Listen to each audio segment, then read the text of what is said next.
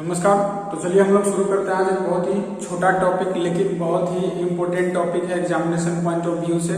ठीक है, तो भारत के प्रमुख बंदरगाह, ठीक है, मेजर पोर्ट्स इन इंडिया। ठीक है, तो सबसे पहले देखिए यहाँ पे भारत के नक्शे से समझते हैं हम लोग। ठीक है, अगर यहां से आप देखेंगे तो कुछ ज्यादा अच्छे से समझ में आएगा। ये देखिए, ये जो है पूर्वी तट है। ठीक है, ये क्या है? पूर्वी तट, और इधर पश्चिमी तट। ठीक है, पश्चिमी तट। तो भारत में जो बंदरगाह है, यानी उसका जो निर्माण कराया गया है, कुछ प्राकृतिक है, कुछ कृत्रिम भी है। ठीक है, तो उन बंदरगाहों में से लगभग, ठीक है, लगभग दोनों में बराबर बराबर बनाया गया है। यानी कि जितने बंदरगाह पूर्वी तट पे हैं लगभग उतना ही पश्चिमी तट पे है हमारे इंडिया में। ठीक है, 13 जो है, ठीक है, 13 बड़े बंदरगाह हैं और 200 लगभग छोटे बंदरगाह हैं। ठीक है, 200 लगभग छोटे बंदरगाह हैं। इन 13 बंदरगाहों में से, ठीक है, इन 13 बंदरगाहों में से 6 बंदरगाह जो है पश्चिमी तट पे है। ठीक है, 6 बंदरगाह जो पश्चिमी तट पे है। गुजरात में है, महाराष्ट्र में 2 है, गोवा में 1 है, कर्नाटक में 1 है और केरल में 1 है। ठीक है, ये हमारा पश्चिमी तट पे है। क्लियर है? तो गुजरात में कौन सा बंदरगाह है? तो ये देखिए, कांडला। ठीक है, महाराष्ट्र में 2 है, मुंबई और जवाहरलाल नेहरू।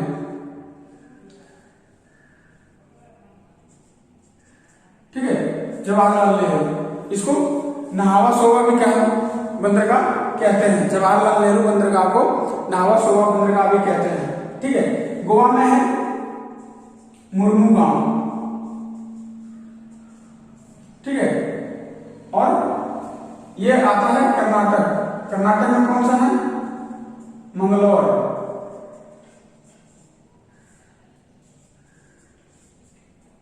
और ये केरल में कोचीन।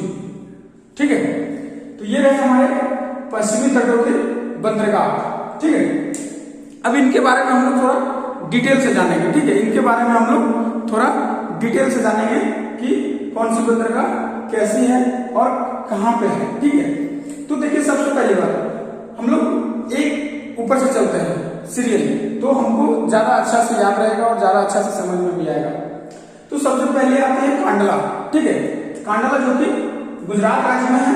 ठीक है, गुजरात राज्य के कच्छ की खाड़ी में है। ठीक है, कांडला जो है कच्छ की खाड़ी में है। कांडला बंदरगाह कच्छ की खाड़ी में गुजरात राज्य में है और ये एक तरह का ज्वारीय बंदरगाह है। ठीक है, ये एक तरह का ज्वारीय बंदरगाह है, याद रखिएगा इसको। क्वेश्चन देखिए, क्वेश्चन यही से फंसता है। प्राकृतिक बंदरगाह, कृत्रिम बंदरगाह, ठीक है, कृत्रिम बंदरगाह और ज्वारीय बंदरगाह। तो ज्वारीय बंदरगाह कौन सा है? कांडला बंदरगाह। ठीक है, यहां से जो है इसके बगल के राज्यों में जो है बहुत सारा उद्योग है। ठीक है, बगल के राज्यों में बहुत सारा उद्योग होने के कारण ये कांडला बंदरगाह जो है बहुत ज्यादा फेमस हो गया है। ठीक है, बहुत ज्यादा फेमस हो गया है। यहाँ से जो है कपास, सूती वस्त्र, उर्वरक, नमक, कच्चा तेल, ठीक है, रसायन, ये सब का निर्यात किया जाता है। ठीक है, इस बंदरगाह से। कौन से बंदरगाह से? तो कांडला बंदरगाह से। कांडला बंदरगाह कैसा बंदरगाह है? तो ज्वारीय बंदरगाह है। ठीक है, याद रखिएगा इसको। उसके बाद आता है पश्चिमी तट पे महाराष्ट्र में मुंबई। ठीक है, मुंबई बंदरगाह। मुंबई बंदरगाह ये एक तरह का प्राकृतिक बंदरगाह है। ठीक है, प्राकृतिक बंदरगाह है। प्राकृतिक बंदरगाह, प्राकृतिक और कृत्रिम, अंतर क्या है कृत्रिम और प्राकृतिक में? कृत्रिम होता है मैनमेड। ठीक है, यानी कि जो बनाया गया है। ठीक है, जो बनाया गया है। और प्राकृतिक जो पहले से है। ठीक है, जो पहले से है लेकिन हम लोग उसमें थोड़ा बहुत इधर उधर अपने सुविधा के अनुसार कुछ बदलाव किए हैं। ठीक है, तो मुंबई बंदरगाह जो है वो कैसा बंदरगाह है? प्राकृतिक बंदरगाह है। ठीक है, मुंबई बंदरगाह को जो है एक प्राकृतिक बंदरगाह है, ठीक है, एक प्राकृतिक बंदरगाह है और इसे भारत का प्रवेश द्वार कहा जाता है, ठीक है। तो क्वेश्चन पूछा जाएगा कि किस बंदरगाह को भारत का प्रवेश द्वार कहा जाता है, तो मुंबई बंदरगाह को, ठीक है। किस बंदरगाह को? मुंबई बंदरगाह को। मुंबई बंदरगाह की जो क्षमता है, ठीक है, मुंबई बंदरगाह की जो क्षमता है वो लगभग 200 टन है, 200 टन से भी अधिक है, ठीक है। मुंबई बंदरगाह का जो क्षमता है वो लगभग 200 टन से भी अधिक है और ये पश्चिमी तट का, ठीक है, पश्चिमी तट का सबसे बड़ा प्राकृतिक बंदरगाह है, ठीक है, पश्चिमी तट का सबसे बड़ा प्राकृतिक बंदरगाह है। और ऐसे भी पूरे भारत का सबसे बड़ा प्राकृतिक बंदरगाह कौन सा है? तो मुंबई बंदरगाह है, ठीक है। पश्चिमी तट में तो है ही, साथ साथ में जितने भी हैं 13 बंदरगाह, प्राकृतिक में सबसे बड़ा मुंबई बंदरगाह है, ठीक है, ठीक है।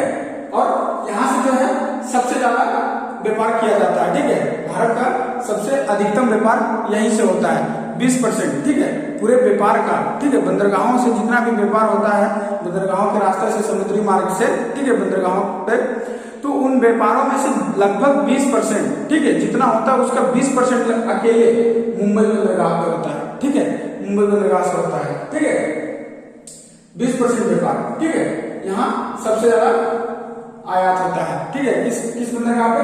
तो मुंबई बंदरगाह पे। दूसरा आता है नहावा शोभा, ठीक है, नहावा शोभा में स्थित एक जवाहरलाल नेहरू बंदरगाह है, ठीक है, ये एक कृत्रिम बंदरगाह है। कैसा बंदरगाह है? तो कृत्रिम बंदरगाह है। कौन सा? जवाहरलाल नेहरू। ये मुंबई से कुछ ही दूरी पर है, ठीक है। इसको क्यों बनाया गया?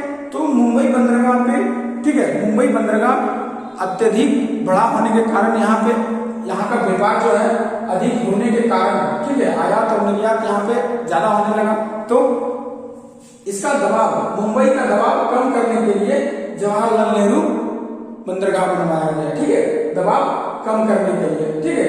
और ये जो जवाहरलाल नेहरू बंदरगाह है यानी नहावा शोभा बंदरगाह है, ये सबसे अधिक सुविधा वाला बंदरगाह है। यहाँ हर काम मशीनीकृत है, ठीक है, सबसे अधिक यंत्रीकृत यानी मशीनीकृत बंदरगाह कौन सा है? तो जवाहरलाल नेहरू बंदरगाह। यहाँ पे सबसे ज्यादा अधिक मशीन का उपयोग हुआ है, ठीक है, मशीनीकृत बंदरगाह है, ये मशीनीकृत बंदरगाह है, ठीक है। और यहाँ जो है शुष्क सामग्री, ठीक है, शुष्क सामग्री का क्या होता है? शुष्क सामग्री का ये जो बंदरगाह है कौन सा? नहावा शोभा, ठीक है, कौन सा? नहावा शोभा। तो ये शुष्क सामग्री का व्यापार इस बंदरगाह से होता है, ठीक है। शुष्क सामग्री, शुष्क यानी कि सूखा, ठीक है, सूखा सामग्री के व्यापार के लिए कौन सा बंदरगाह फेमस है? तो जवाहरलाल नेहरू बंदरगाह, नहावा शोभा बंदरगाह, ठीक है। उसके बाद आता है मुर्मू गांव, ठीक है, ये देखिए मुंबई खत्म, जवाहरलाल नेहरू खत्म, अब आता है गोवा, मुर्मू गांव बंदरगाह, ठीक है। तो मुर्मू गांव बंदरगाह जो है ये गोवा राज्य में है, ठीक है, ये दक्षिणी गोवा में है, ठीक है, दक्षिणी, ये गोवा में है, ठीक है, ये गोवा में है। और ये कैसा है? ये प्राकृतिक बंदरगाह है, ठीक है, ये प्राकृतिक बंदरगाह है जो कि जुआरी नदी पे है, ठीक है। कौन सी नदी पे? जुआरी नदी पे, ठीक है, ये जुआरी नदी पे है, जुआरी नदी पे। कौन सा? तो मुर्मू गांव। उसके बाद आता है, देखिए मुर्मू गांव, अब याद कैसे रखेंगे? गोवा वाला है तो गोवा यहाँ गांव है, ठीक है, गोवा गांव, क्लियर है? तो उसको याद रखिएगा इस तरह से। मुंबई का मुंबई पता ही है, कांडला तख्त की खाड़ी में गुजरात, ये भी लगभग याद रहता है, ठीक है। तो ये सब थोड़ा अलग अलग कंफ्यूजन वाला आ जाता है साउथ इंडिया में, ठीक है, साउथ इंडिया में ये थोड़ा कंफ्यूजन आ जाता है। जैसे अगला बंदरगाह है न्यू मंगलौर, ठीक है, न्यू मंगलौर, ये कर्नाटक में है। कहां पे है? तो कर्नाटक में, ठीक है, मंगलौर बंदरगाह कर्नाटक में है। इसको याद कैसे रखना है? याद कैसे रखना है? तो कर्नाटक की राजधानी कहाँ है? कर्नाटक की राजधानी बेंगलोर है, ठीक है, कर्नाटक की राजधानी बेंगलोर, बेंगलोर, ठीक है, बेंगलोर। तो आप इस तरीके से इसको याद रख सकते हैं, ठीक है। तो ये कर्नाटक में है, कौन सा? मंगलौर बंदरगाह, ठीक है। ये जो है कंद्रमुख, ठीक है, कंद्रमुख की खान से, ठीक है, कंद्रमुख की खान से जो लौह अयस्क प्राप्त होता है, ठीक है, कंद्रमुख की खान से जो लौह अयस्क प्राप्त होता है उसके निर्यात के लिए ये बहुत फेमस है, ठीक है। कंद्रमुख की खान से जो लौह अयस्क निकलता है उसका निर्यात यही मंगलौर बंदरगाह से किया जाता है, ठीक है। उसके बाद आता है कोचिन, कोचिन या फिर इसे कहीं कहीं कोची बंदरगाह में लिखा रहता है, ठीक है। तो कौशिक, कोचिन, कौशिक, केरल, ठीक है, कौशिक, केरल, कौशिक, कोचिन, क्लियर है। तो कोचिन बंदरगाह जो है एक प्राकृतिक बंदरगाह है, ठीक है, एक प्राकृतिक बंदरगाह है, ठीक है। ये वेम्बनाड झील में है, ये वेम्बनाड झील में स्थित है, ठीक है, ये वेम्बनाड झील में स्थित है। और यहाँ से जो है चाय, कॉफी, मसाला और चाय, कॉफी, मसाला आदि का निर्यात किया जाता है यहाँ से, ठीक है। कौन सी बंदरगाह से? तो कोचिन बंदरगाह से, ठीक है। अगर देखिए ये वेम्बनाड झील में है, ये जुआरी नदी में है, और ये कच्छ की खाड़ी में है। लेकिन अगर ये सब ऑप्शन में कभी ना दिया रहे, जुआरी नदी, वेम्बनाड झील ऑप्शन में ना दिया रहे, तो ये जो मुंबई से लेकर के कोचिन बंदरगाह जो है, ठीक है, मुंबई से कोचिन, ये सारे कहां पे हैं? तो अरब सागर में,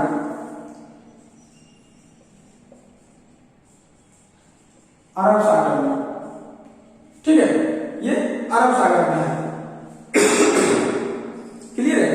ये सारे के सारे अरब सागर में है, ठीक है, ये अरब सागर है, ठीक है। और इधर इधर क्या है? बंगाल की खाड़ी,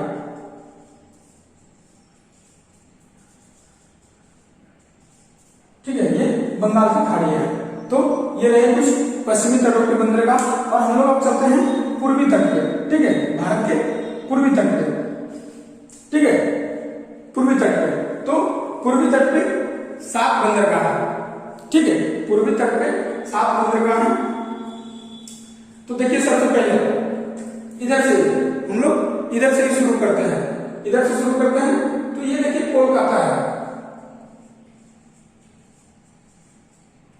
कोलकाता, ठीक है। और कोलकाता के बगल में ही, ठीक है, एक हल्दिया बंदरगाह है, ठीक है, हल्दिया कोलकाता। जैसे यहाँ पे मुंबई का दबाव कम करने के लिए कौन सा बनाया गया? तो जवाहरलाल नेहरू। वैसे ही यहाँ पे कोलकाता का दबाव कम करने के लिए हल्दिया बंदरगाह बनाया गया है, ये भी कोलकाता में ही है, ठीक है। और ये कोलकाता बंदरगाह जो है ये हुगली नदी पे है, ठीक है, कोलकाता हुगली नदी पे है, क्लियर है, हुगली नदी पे।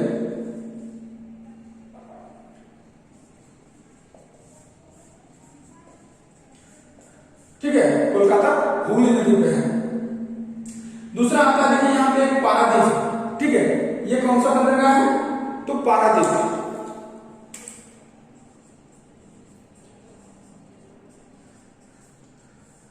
ये जो है ये उड़ीसा का क्षेत्र है, ठीक है, ये उड़ीसा है और ये आंध्र प्रदेश है, ठीक है। और ये कौन सा था? महाराष्ट्र। और यहाँ पर क्या है? तेलंगाना, ठीक है। तो ये आंध्र प्रदेश का क्षेत्र है। तो ये जो पारादीप बंदरगाह है, ठीक है, ये पारादीप बंदरगाह जो है ये कहां पे है? तो उड़ीसा और आंध्र प्रदेश के ठीक बॉर्डर पे, ठीक है। पारादीप बंदरगाह जो है उड़ीसा और आंध्र प्रदेश के ठीक बॉर्डर पे है, ठीक है। उसके बाद आंध्र प्रदेश में आता है कौन सा? विशाखापट्टनम,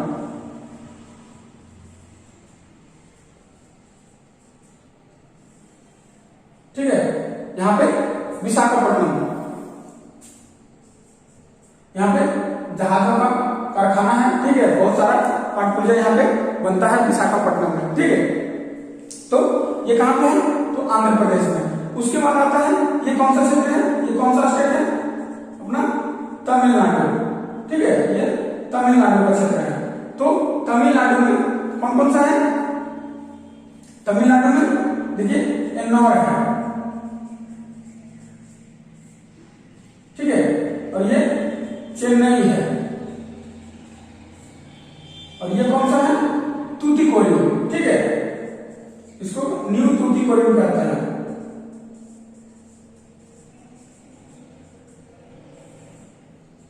ठीक है, ये न्यू तूतीकोरिन है।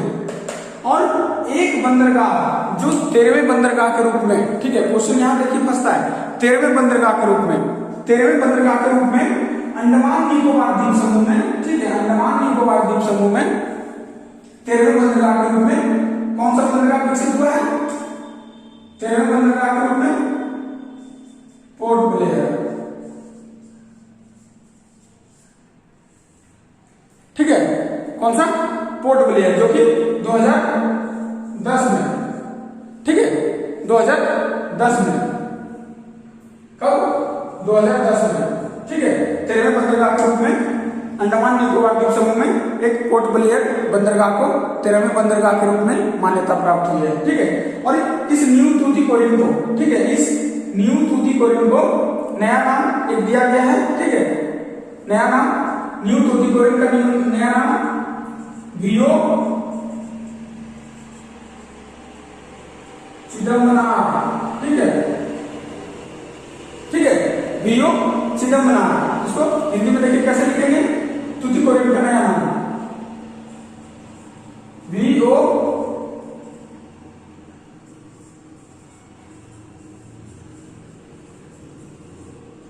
चिदम्बरनार, ठीक है, न्यू तूतीकोरिन का नया नाम। तो ये सब क्वेश्चन देखिए फंसते हैं यहाँ से, ठीक है, क्वेश्चन यहाँ से बिल्कुल पूछे जाएंगे कि न्यू तूतीकोरिन का क्या नाम है, 13वें बंदरगाह के रूप में किसे मान्यता मिली है, वो कहां पे है, ठीक है, ठीक है, क्लियर है। तो अब हम लोग थोड़ा इसके पूर्वी तटों के जो बंदरगाह है उसके थोड़ा डिटेल्स हम लोग देख लेते हैं, ठीक है, डिटेल में उसको हम लोग देख लेते हैं। जैसे हम लोगों ने पश्चिमी तटों के बंदरगाहों को डिटेल में देखा, वैसे हम लोग पूर्वी तट के बंदरगाह को देख लेते हैं।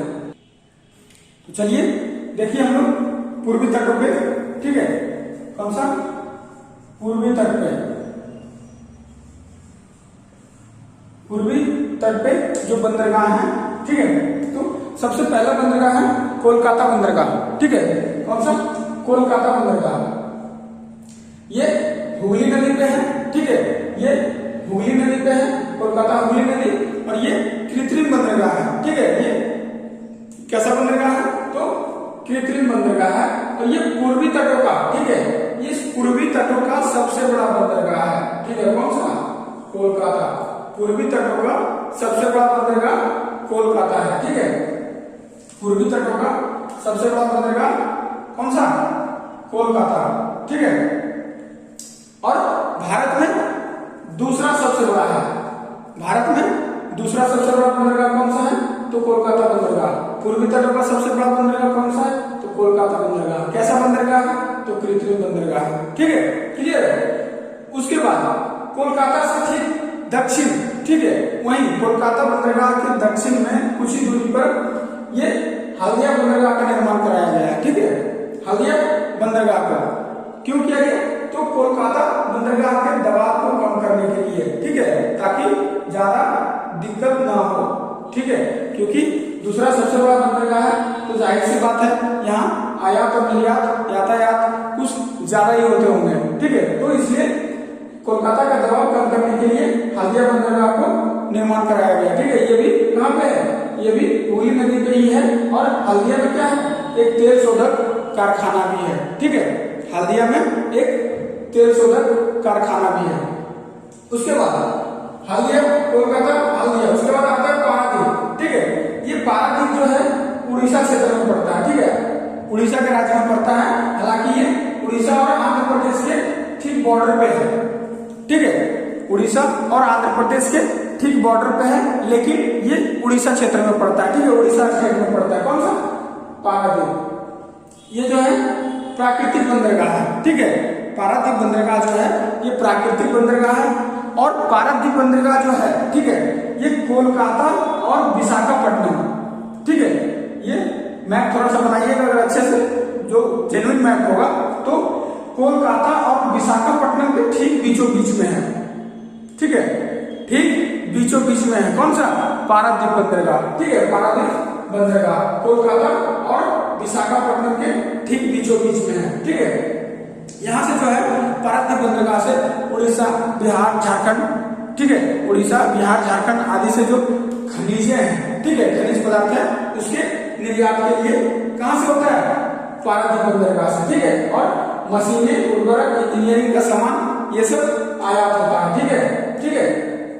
मशीनें, उर्वरक और इंजीनियरिंग वगैरह का सामान, कोई मशीन आता है, ठीक है, मशीन वगैरह आता है बाहर से, तो ये कहां से, पारादीप बंदरगाह पे आता है, ठीक है।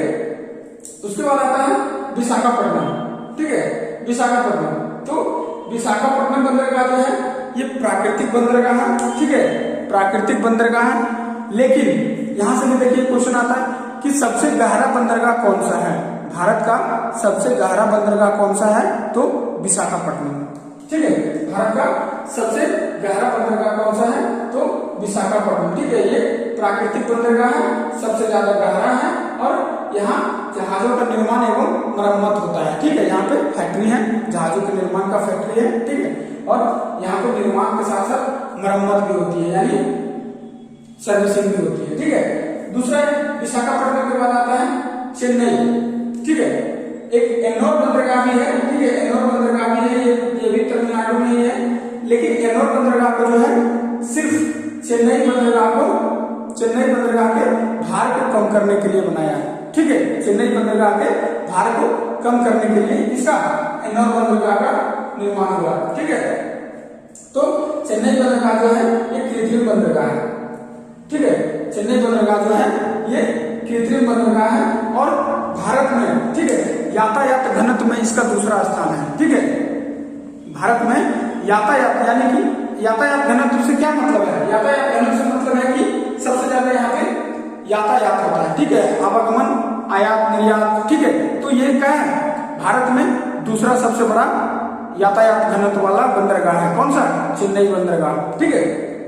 ये कृत्रिम बंदरगाहों में सबसे पुराना बंदरगाह है, ठीक है। चेन्नई से दो चीज, ये चेन्नई बंदरगाह से दो बातें याद रखनी है आपको, ये सबसे पुराना कृत्रिम बंदरगाह है और दूसरा सबसे बड़ा यातायात घनत्व वाला बंदरगाह है, ठीक है। और इसका भार कम करने के लिए कौन सा, एन्नोर बंदरगाह। बस ये 3 पॉइंट आपको चेन्नई बंदरगाह से संबंधित याद रखने हैं, ठीक है। उसके बाद आती है बात न्यू तूतीकोरिन, ठीक है। न्यू तूतीकोरिन आपको मैंने बताया इसका नया नाम जो है वीओ चिदम्बनार, ठीक है, वीओ चिदम्बनार, ठीक है, ये वीओ चिदम्बनार इसका नया नाम है, ठीक है। तो आपको पहला चीज ये याद रखना है, ये जो है तमिलनाडु के दक्षिणी छोर पे है, ठीक है, तमिलनाडु के दक्षिणी छोर पे है। यहां से जो है सबसे प्रमुख चीज है नमक, मछली, सीमेंट, चावल, लिग्नाइट और तंबाकू का निर्यात किया जाता है, ठीक है, और मशीन उर्वरक का आयात किया जाता है, मशीनें हो, इंजीनियरिंग का सामान हो या फिर उर्वरक ये सब हो, ठीक है, उसका आयात किया जाता है, ठीक है। उसके बाद 13वां नंबर पे जो आता है आपका सबसे युवा बंदरगाह, सबसे नया बंदरगाह, ठीक है, वो है पोर्ट ब्लेयर, जो कि अंडमान एवं निकोबार में है, ठीक है। ये 2010 में इसको 13वें बंदरगाह के रूप में मान्यता प्राप्त हुआ है, ठीक है। तो ये रहे कुछ भारत के प्रमुख बंदरगाह है, समुद्री बंदरगाह, ठीक है। तो आपने याद रखिएगा, ठीक है। और वैसे छोटे छोटे बहुत सारे बंदरगाह हैं, छोटे छोटे 200 से अधिक बंदरगाह हैं, ठीक है। गुजरात में अकेले 48 बंदरगाह हैं, ठीक है, छोटे छोटे। तो हम लोग मुख्य जो बंदरगाह है, ठीक है, जो मेन बंदरगाह है, बड़े बंदरगाह है, हम लोग उसको कवर किए हैं, ठीक है। और हम लोग इसको याद रखने का प्रयास करेंगे और ये आप मैप में, ठीक है, आप इन सब चीजों को मैप के सहारे अगर पढ़ेंगे तो आपको ज्यादा अच्छे से समझ में आएगा और याद भी रहेगा, ठीक है। आगे भी हम लोग इसी तरह छोटे छोटे टॉपिकों में टुकड़े टुकड़े करके हम लोग आगे बढ़ते जाएंगे, आगे भी हम लोग पढ़ेंगे, ठीक है। इसी तरह हम लोग एक टॉपिक हर दिन पढ़ेंगे और इसी तरह से आगे बढ़ते जाएंगे, ठीक है। और तब तक के लिए नमस्कार, धन्यवाद।